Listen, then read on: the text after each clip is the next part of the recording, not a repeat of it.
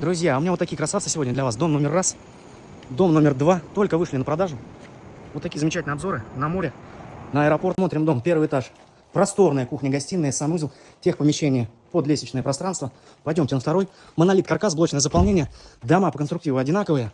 Высота потолков 3,20. И давайте посмотрим на виды.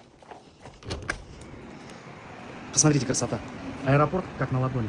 Морюшка, вот оно.